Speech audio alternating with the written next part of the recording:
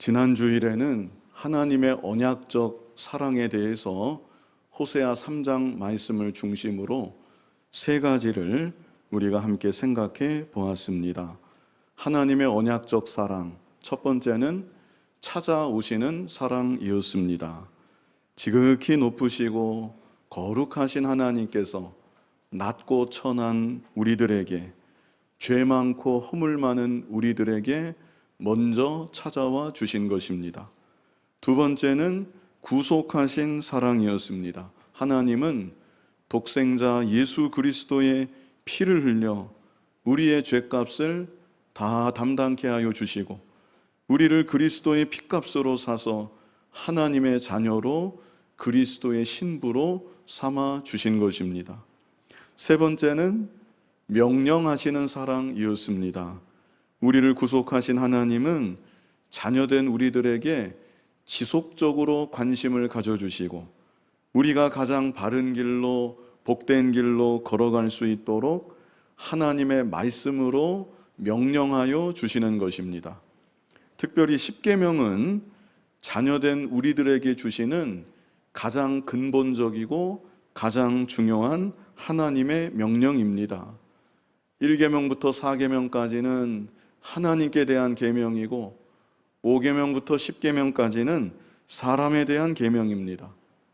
지난 상반기 때 우리가 1계명부터 4계명까지를 다 보았었고요.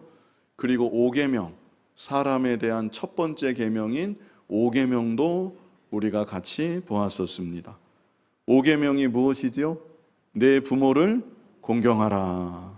이제 오늘 이 시간은 부모 공경에 이어서 사람에 대한 계명으로는 두 번째 계명, 제6계명을 함께 보려고 합니다. 자, 본문 출애굽기 20장 13절 우리 같이 한번 읽어보겠습니다. 살인하지 말라. 참 간단하고 짧은 명령이지요. 그런데 대다수의 사람들이 이 6계명을 자신과는 별 상관없는 계명으로 생각을 합니다. 그도 그럴 것이 실제 살인을 저지르는 사람은 그렇게 많지 않기 때문입니다. 그러나 하나님께서 이 6계명을 자녀된 우리들에게 주실 때 너희들 다른 사람을 죽여서는 안 된다, 단순히 그것만을 교훈하시기 위함은 아니었습니다. 그래서 이 시간 6계명을 통해서 우리에게 요구하시고 명령하시는 하나님의 뜻이 무엇인지 함께 생각하며 은혜 나누고자 합니다. 자, 첫 번째는요, 인간의 존엄성을 알라입니다. 우리 같이 한번 해보실까요? 인간의 존엄성을 알라. 우리 인간은 다른 피조물들과는 달리 하나님의 형상대로 창조를 받았습니다. 그렇기 때문에 우리 인간은 다른 모든 피조물들과는 비교조차 할 수 없을 만큼 가장 존귀하고 가장 영광스러운 존재인 것입니다. 제가 벌써 여러 번 강조했던 내용인데요. 그런데 이 시대가 인간의 가치에 대해서 잘 모릅니다. 아는 것 같지만 인권 하면서 인간의 가치를 아는 것 같지만 사실은 인간의 가치를 모르고 인간의 가치를 왜곡시키는 그런 시대이고 앞으로도 그런 경향이 점점 더 짙어질 것이기 때문에 우리들이 성경에 근거해서 바른 가치관을 확실하게 정립할 필요가 있습니다. 그 어떤 동물들보다, 이 자연보다, 우주 만물보다 비교할 수 없을 만큼 가장 존귀하고 가장 영광스러운 존재는 바로 우리 사람입니다. 왜 그렇습니까? 하나님께서 우리 사람을 어떻게 창조하셨다고요? 하나님의 형상대로 창조하셨기 때문에 그렇습니다. 그러므로 사람을 죽이는 것은 단순히 한 생명을 앗아가는 그 정도가 아니라 하나님의 형상을 파괴하는 죄가 되는 것이고, 그렇기 때문에 다른 어떤 죄보다도 더욱 무거운 죄인 것입니다.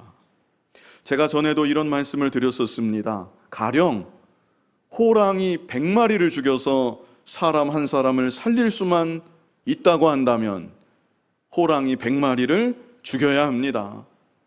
고민할 것도 없습니다. 망설일 것도 없습니다. 나는 차마 그렇게는 못하겠다. 차라리 내가 죽으면 죽었지, 나 한 사람 살리려고 저 불쌍한 호랑이를 100마리씩이나 죽여야 되는 것인가? 만약 그런 생각이 조금이라도 든다고 하면 그것은 가치관이 잘못된 것입니다. 인간으로서 자기의 존엄성을 잘 모르는 것이고, 세상의 잘못된 가치관에, 좀 더 정확하게 말하면 마귀의 미혹에 이미 그 정신 영역이 오염이 된 것입니다. 큰 배를 조종하는 선장이 배가 고장이 나서 침몰하고 있는데, 나는 이 배와 내 생명을 같이 하겠다. 아주 어리석은 것입니다. 만약 그 배 안에 구조되지 못한 사람이 한 사람이라도 남아 있어서 나는 저 사람 구출되기까지 이 배를 떠날 수가 없다, 그렇다고 하면 그것은 참 귀한 마음입니다. 그런데 그런 것이 아니라 사람은 다 탈출했는데 배만 덩그러니 남아 있는데 이 배는 나의 모든 것이다, 나의 인생이다, 그래서 나는 이 배와 끝까지 함께 간다. 이것은 정상적인 바른 사고가 아니라는 것입니다. 사람의 생명을 어떻게 배 한 척과 같은 가치에서 생각할 수가 있겠습니까? 가령 그 배가 몇 천억이 되는 너무나 귀한 배라 할지라도 사람의 생명은 그것과는 비교조차 할 수 없는 훨씬 더 귀하고 훨씬 더 가치가 있는 것입니다. 그래서 우리들이, 하나님의 자녀된 우리들이 인간의 가치가 얼마나 귀한지 바로 알아야만 됩니다. 하나님께서 우리 인간을 하나님의 형상대로 존귀하게 창조하여 주셨는데, 더구나 우리는 그리스도의 피값으로 구속함을 받은 거룩한 하나님의 자녀들인데, 나의 생명을 함부로 내던지는 어리석은 일이 있어서는 안 되는 것입니다. 다른 사람의 생명도 마찬가지입니다. 1000억짜리 물건이 내 옆에 있다고 하면 그 물건을 얼마나 소중하게 생각하고 조심스럽게 대하겠습니까? 그런데 1000억이 문제가 아닙니다. 나도 그렇고 내 옆에 있는 사람도 그렇고 그런 것과는 비교조차 할 수 없다. 더욱더욱 존귀하고 더욱더욱 영광스러운 존재라는 것입니다. 그래서 6계명을 통해서 인간의 존엄성을 바로 알아야만 된다. 어떤 동물과도 자연 만물과도 값비싼 물건이나 물질과도 비교조차 할 수 없는 가장 존귀하고 영광스러운 존재, 그것이 바로 우리 인간인 것이죠. 그러므로 내 생명을 함부로 대하여서도 안 되는 것이고, 다른 사람의 생명도 함부로 대하여서는 안 되는 것입니다. 다만 예외가 있는데요, 법적으로 사형을 집행하는 것, 그리고 전쟁 중에 적군을 죽이는 것, 이것은 예외라고 할 수 있겠습니다. 성경을 근거로 해서 설명드리면 창세기 9장 6절, 창세기 9장 6절 우리 같이 한번 읽어보겠습니다. 다른 사람의 피를 흘리면 그 사람의 피도 흘릴 것이니 이는 하나님이 자기 형상대로 사람을 지으셨음이니라. 여기 분명히 말씀했죠. 다른 사람의 피를 흘리면 어떻게 합니까? 그 사람의 피도 흘릴 것이니, 이것은 정당한 보응이 필요하다. 하나님의 형상을 자기 마음대로 함부로 파괴했는데, 그렇다면 그런 사람에 대해서 물론 하나님께서 심판하실 것입니다. 그러나 그것만이 아니라 우리에게도 다스려야 될 책임이 있다. 이것을 하나님께서는 성경을 통해 말씀해주고 있는 것이죠. 전쟁에 있어서도 마찬가지입니다. 전쟁 중에 적군을 죽이는 일, 그것은 또 다른 생명을 보호하기 위함입니다. 한 생명만이 아닙니다. 어쩌면 더 많은 생명을 정당하게 보호하기 위해서, 지키기 위해서 불가피한 일이라고 우리가 생각할 수 있는 것이죠. 그래서 누가복음 3장 14절을 보면요, 우리 같이 읽어보겠습니다. 군인들도 물어 이르되 우리는 무엇을 하리이까 하매 이르되 사람에게서 강탈하지 말며 거짓으로 고발하지 말고 받는 급료를 족한 줄로 알라 하니라. 이것은 로마 군인들이 예수님께 여쭈었던 그런 질문과 예수님의 답변입니다. 우리는 무엇을 하리이까? 군인이라는 그 신분 때문에 무언가 양심에 무거운 면이 있었던 것 같습니다. 우리 같은 군인이 예수님을 믿고 따라가고자 한다면 우리는 무엇을 해야 되겠습니까? 그런데 이에 대한 예수님의 답변이 무엇이었는가? 사람에게서 강탈하지 말며 폭력으로 남의 것 빼앗으면 안 된다. 거짓으로 고발하지 말고 받는 급료를 족한 줄로 알라. 만약 로마 군대에 속해 있다는 그것 자체가 문제였다면 당장 군대에서 나와라. 나를 믿고 따르고자 하느냐? 너 군복부터 벗어라. 이렇게 예수님이 명령하셨을 텐데 예수님은 그런 명령을 하지 않으셨습니다. 그래서 성경을 근거로 이와 같은 예외가 있다는 것, 우리가 또한 정리할 수 있겠습니다. 자, 다음으로 두 번째, 제6계명을 통해서 우리에게 무엇을 요구하시고 명령하시는 건가? 자, 두 번째는요, 다른 사람을 멸시하지 말라입니다. 이것도 같이 한번 해보시겠습니다. 다른 사람을 멸시하지 말라. 인간은 누가 되었든지 하나님의 형상이고 가장 존귀하고 가장 영광스러운 존재이기 때문에 내 기준대로, 내 마음대로 함부로 누군가를 멸시하는 일이 있어서는 안 된다는 것입니다. 그런데 이 세상을 보십시오. 이 세상은 어떻습니까? 이 세상은 그렇지 못한 일이 종종 일어납니다. 나보다 어느 면이 조금이라도 모자라다 싶으면 그런 사람을 내 기준대로 함부로 무시하고 멸시하는 그런 모습이 이 불신 세상 가운데는 나타나고 있는 것이죠. 가령 가난하다. 나는 돈이 조금 있는데 나에 비해서 가난하다. 그러면 그 사람을 무시하는 일들이 이 세상 가운데는 있습니다. 나는 공부를 많이 했다. 그런데 저 사람은 공부를 별로 하지 못했다. 그러면 또 그 사람을 무시하는 일들이 이 세상 가운데는 분명히 있습니다. 그것만입니까? 이 외에도 우리 인간들이 얼마나 많은 조건을 가지고 얼마나 많은 이유들을 가지고 나 아닌 누군가를 함부로 무시하고 멸시하는지 이루다 헤아릴 수가 없습니다. 그런데 그런 것들이 다 이 6계명의 정신에 위배되는 죄입니다. 우리 잠언 17장 5절 같이 한번 읽어보겠습니다. 가난한 자를 조롱하는 자는 그를 지으신 주를 멸시하는 자요 사람의 재앙을 기뻐하는 자는 형벌을 면하지 못할 자니라. 여기 상반절을 다시 보시면 가난한 자를 조롱하는 자는 그를 지으신 주를 멸시하는 자다. 가난한 자만 조롱하는 것이 아니다. 가난한 자를 조롱하고 멸시하는 자는 하나님을 멸시하는 자이다. 하나님께서 말씀을 통해서 이렇게 엄정하게 우리들에게 깨우쳐주고 계십니다. 사람을 가난하게도 하시고 부하게도 하시는 분은 우리 아버지 하나님이십니다.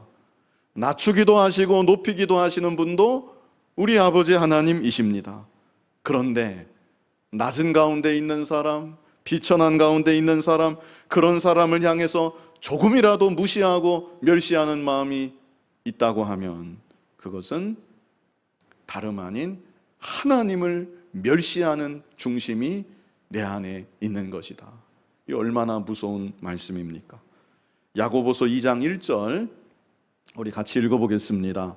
내 형제들아 영광의 주 곧 우리 주 예수 그리스도에 대한 믿음을 너희가 가졌으니 사람을 차별하여 대하지 말라. 자, 전반부를 보시면 얼마나 거창한 말씀인지 모릅니다. 내 형제들아, 영광의 주, 곧 우리 주 예수 그리스도에 대한 믿음을 너희가 가졌으니, 그 다음에 도대체 무슨 말씀을 하시려고 이렇게 거창한 도입부를 우리에게 주셨는가? 가로놓기를 한다면 우리는 무엇을 누려고 할까요? 그런데 여기 야고보서 2장 1절을 보았더니 다름 아닌 사람을 차별하여 대하지 말라. 이 말씀을 우리에게 이렇게 진지하게 심각하게 주고 계신 것입니다. 잠언 17장 5절의 말씀과 같은 맥락의 말씀입니다. 내가 내 주변에 있는 한 사람 한 사람을 바라보고 대할 때 나의 기준을 가지고, 세상적인 어떤 외모적인 기준을 가지고 어떤 사람은 귀하게 여기고, 반대로 또 어떤 사람은 은근히 무시하고 멸시하는, 그렇게 사람을 차별하는 일이, 네가 정말 영광의 주를 믿는다면, 주 예수 그리스도에 대한 믿음을 네가 정말 가지고 있다면 너는 결코 그렇게 해서는 안 되는 것이다. 이렇게 우리에게 말씀하십니다. 우리가 하나님을 믿고 섬기는 하나님의 자녀들인데, 영광의 주님을 믿고 섬기는 우리들인데, 그렇다면 우리들은 모든 사람들을 공평하게, 다시 말하면 모든 사람들을 존중히 여기는 마음을 가지고 바라볼 수 있어야 되는 것입니다. 당장 외부적으로 나타나는 모습, 세상적인 그런 기준을 가지고 그런 것에 좌우되지 말고 하나님 형상대로 지음받았다는 사실을 생각하고 존귀한 존재로, 영광스러운 존재로 주변에 있는 모든 사람들을 바라보고 대할 수 있어야만 되는 것입니다. 만약 연약한 사람이 있다고 한다면, 실제 어느 면에서 좀 부족한 면이 있는 사람이 있다고 한다면 오히려 더 관심을 가지고 더 많이 배려하고 더 따뜻한 마음을 베풀 수 있는 그런 우리들이 되어야만 하는 것입니다. 자, 다음으로 이제 세 번째인데요, 마음과 말로 사람을 죽이지 말라, 이것입니다. 마음과 말로 사람을 죽이지 말라. 내가 내 손으로 누군가를 직접 죽이지는 않았다 할지라도 마음으로 죽일 수 있습니다. 말로도 죽일 수가 있습니다. 그렇다면 마음으로 누군가를 죽이는 것은 어떻게 하는 것을 말하는 것인가? 자, 그것은요, 다른 사람을 미워하는 것입니다. 어떻게 하는 거라고요? 미워하는 것. 다른 사람을 미워하면 그것이 바로 그 사람을 내 안에서 살인하는 것과 같은 것입니다.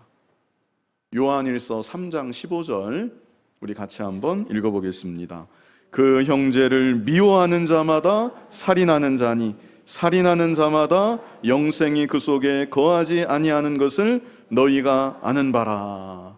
여기 분명히 하나님께서 말씀해 주셨습니다. 그 형제를 미워하는 자마다 하는 것은 예외가 없다는 것입니다. 그 형제를 미워한다면 그 사람은 분명히 뭐 하는 자라고요? 살인하는 자다. 우리가 이런 말씀을 배워서 알고 있는데, 그렇다면 그저 지식으로만 갖고 있지 말고 만약 내 안에 누군가를 미워하는 마음이 문득 생겼다고 한다면, 하나님, 제가 바로 살인하는 자입니다. 지금 살인하는 죄가 제 마음 가운데 있습니다. 저를 불쌍히 여겨주시고 미워하는 마음 버리게 하여 주시옵소서. 저 사람 사랑하는 마음 갖게 하여 주시옵소서.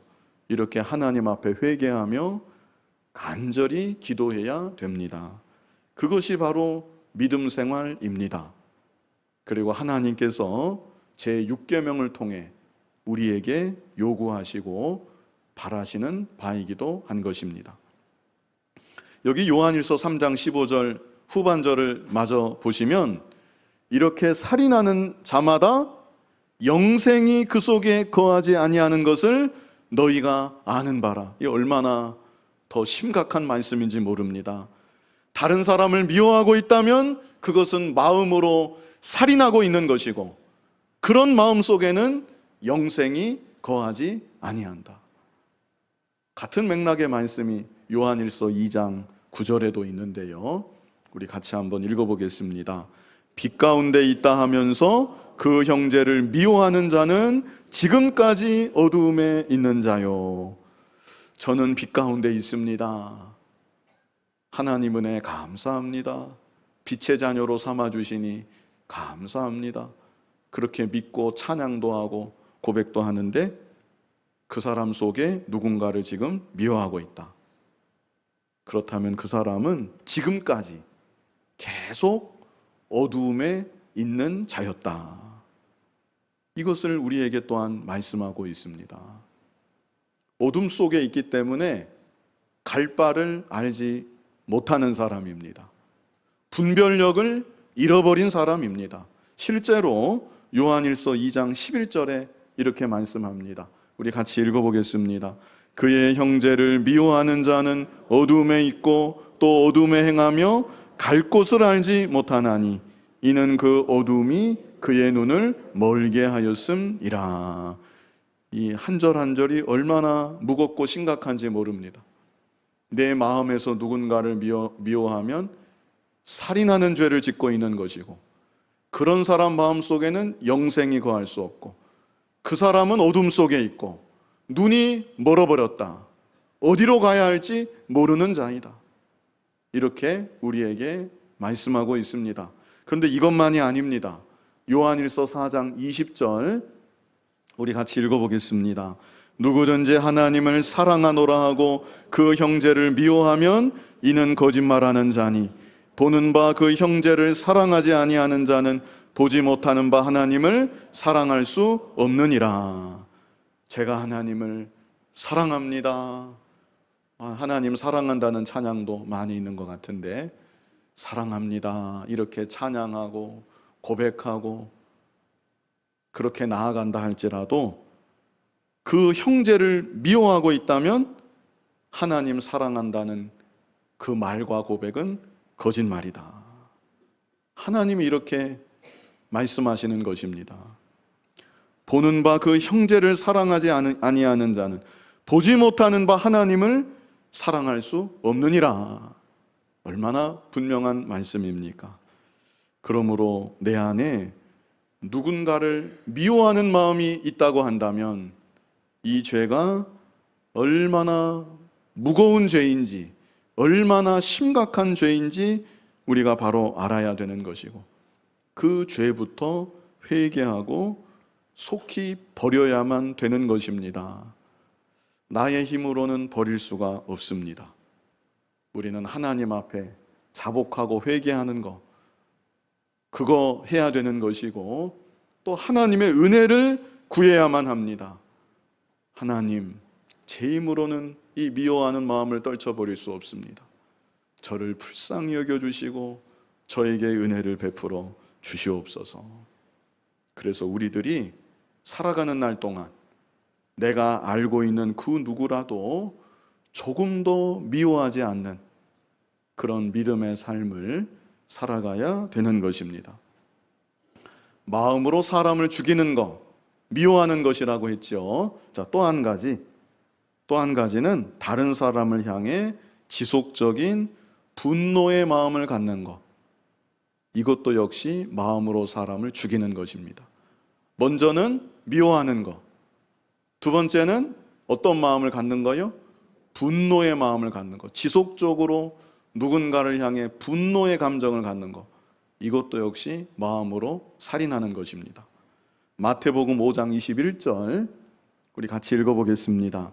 옛사람에게 말한 바 살인하지 말라. 누구든지 살인하면 심판을 받게 되리라 하였다는 것을 너희가 들었으나. 자, 이어지는 22절 상반절만 보시면 나는 너희에게 이르노니 형제에게 노하는 자마다 심판을 받게 되고. 자, 21절에는 누구든지 살인하면 심판을 받는다 말씀해 주셨고요, 이어지는 22절에서는 형제에게 노하는 자는 심판을 받는다. 무슨 뜻입니까? 형제에게 노하는 것은 살인하는 죄와 같다. 이것을 우리에게 깨닫게 하여 주시는 것이죠. 가인이 아벨을 죽였습니다. 실제로 죽였습니다. 그런데 가인이 아벨을 실제로 죽이기 전에 몹시 분하여 안색이 변했다고 성경은 그렇게 기록하고 있습니다. 가인이 아벨을 직접 손으로 쳐서 죽였는데 사실은 그렇게 죽이기 전에 마음으로 벌써 아벨을 여러 번 죽였던 것입니다. 그러므로 우리는 내 안에서 이 분노의 감정을 잘 다스릴 수 있어야 됩니다. 우리 에베소서 4장 26절 같이 한번 읽어보겠습니다. 분을 내어도 죄를 짓지 말며 해가 지도록 분을 품지 말고. 사실은 분을 내지 않는 게 더 좋은 것인데 우리가 연약해서 분이 혹시 나왔다 할지라도 언제까지는 품지 말아야 된다고 여기 말씀합니까? 해가 지도록 분을 품어서는 안 돼. 다음 날까지 연결되면 안 된다는 것입니다. 오늘 분노의 감정이 내 안에 일어났다면 잠들기 전에는 다 풀고 자야 된다. 이것을 우리에게 말씀해 주시는 것이죠.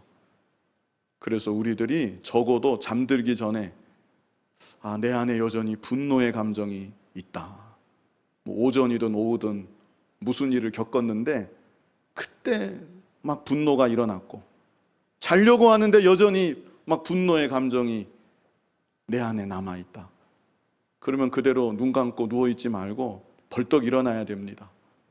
그리고 하나님 앞에서 하나님, 제 안에 여전히 분노의 감정이 있습니다.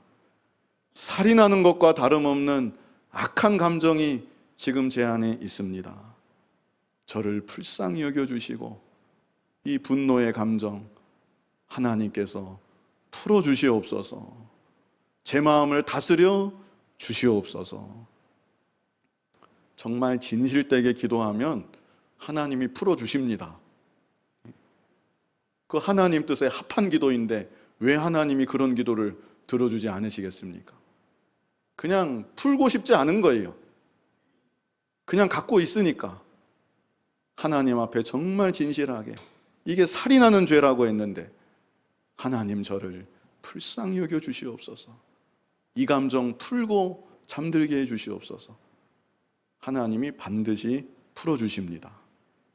그리고 우리가 또한 알아야 될 것은 내 안에 자기 의를 버려야 된다는 것입니다.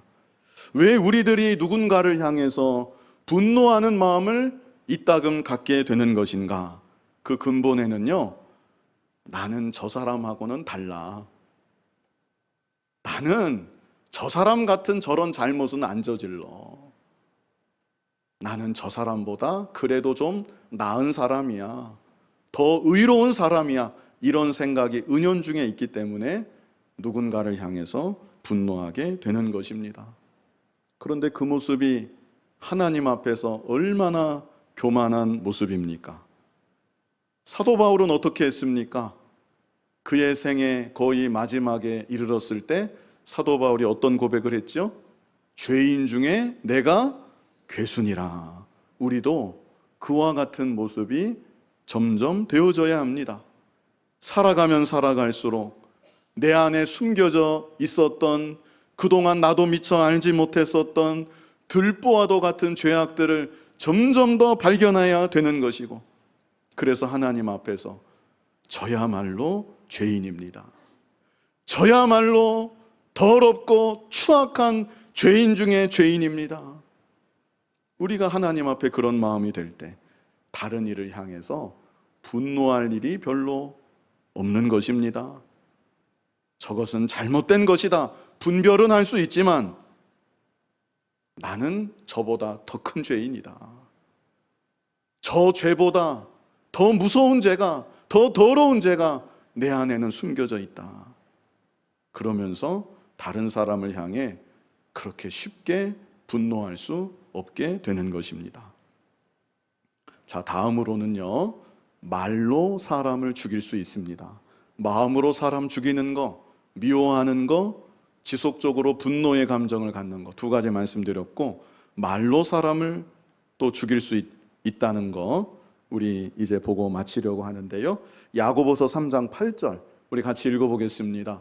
혀는 능히 길들일 사람이 없나니 쉬지 아니하는 악이요 죽이는 독이 가득한 것이라. 뭐가 가득하대요? 죽이는 독이 어디에 가득해요? 혀에 가득하다. 누구 혀에 가득합니까? 내 혀에 가득한 것입니다. 독사한테만 독이 있는 줄 알았는데 내 혀에도 죽이는 독이 가득하다. 말로써 사람을 죽일 수 있다. 이것을 우리에게 깨닫게 하여 주시는 것이죠. 자, 그렇다면 말로 사람을 죽이는 것은 어떤 것인가? 자, 그것은요, 다른 사람을 모욕하는 것입니다. 면전에서 모욕하는 것, 그것이 바로 사람을 말로써 죽이는 것입니다. 마태복음 5장 22절 우리 같이 한번, 우리 상반절은 이미 보았는데요, 우리 후반절까지 우리 다 같이 22절을 읽어보겠습니다. 나는 너희에게 이르노니 형제에게 노하는 자마다 심판을 받게 되고 형제를 대하여 라가라는 자는 공회에 잡혀가게 되고 미련한 놈이라 하는 자는 지옥불에 들어가게 되리라. 앞에 21절에서 살인하면 심판받는다는 그런 말씀이 있었지요.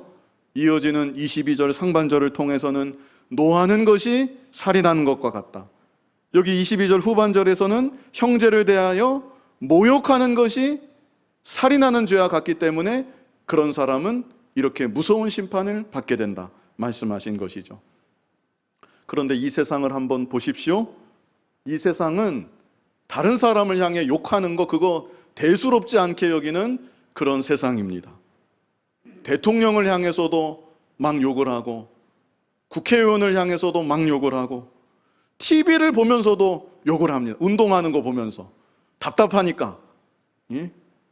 막 무슨 아무튼 뭐 소 새끼 뭐 이런 식으로 막 욕을 하는 겁니다. 자기가 뛰면 그보다 더 못할 텐데 답답하니까 막 운동 경기 보면서도 욕을 하고 인터넷 댓글에도 보면 막 욕을 쓰고, 얼마나 욕을 많이 하는 이 세상인지 모릅니다. 그러나 하나님 자녀된 우리들은 이런 세상 풍토에 휩쓸리면 안 되는 것입니다. 우리 고린도전서 6장 10절 이 말씀을 보시면 도적이나 탐욕을 부리는 자나 술 취하는 자나 그 다음에 뭐가 있습니까? 모욕하는 자나 속여 빼앗는 자들은 하나님의 나라를 유업으로 받지 못하리라. 모욕하는 거, 이게 얼마나 심각한 죄인지 모릅니다. 말로써 살인하는 죄이기 때문에 하나님의 나라를 유업으로 받을 하나님의 자녀로서는 전혀 어울리지 않는, 합당치 않은 모습이다. 이것을 우리에게 알게 하여 주시는 것입니다. 말로써 사람을 죽이는 것, 모욕하는 것이라고 말씀드렸고요. 또 한 가지, 직접 그 앞에서 모욕하지는 않아도 뒤에서 비방하는 것, 이것도 역시 말로써 사람을 죽이는 것입니다. 민수기 12장 1절 우리 같이 읽어보겠습니다. 모세가 구스 여자를 취하였더니 그 구스 여자를 취하였으므로 미리암과 아론이 모세를 비방하니라. 모세가 구스 여자, 이방 여자지요. 이방 여자를 취했습니다. 모세가 잘못한 것입니다. 그렇다면 모세에게 직접 가서 왜 그렇게 하신 것입니까? 이것은 옳지 않은 일입니다. 그렇게 말했다면 좋았겠는데 그렇게 하지 않고 모세의 누나 미리암하고 모세의 형 아론하고 둘이서 모세를 비방했다는 것입니다. 이어지는 2절 같이 읽어보겠습니다. 그들이 이르되 여호와께서 모세와만 말씀하셨느냐 우리와도 말씀하지 아니하셨느냐 하며 여호와께서 이 말을 들으셨더라. 그래도 아론하고 미리암이 다른 사람들에게 가서까지 모세를 비방하지는 않았던 것 같습니다. 다만 자기들끼리 얘기한 겁니다. 우리도 하나님 종 아니냐? 자기들끼리 스스로 높아져서 모세를 비방했던 것입니다.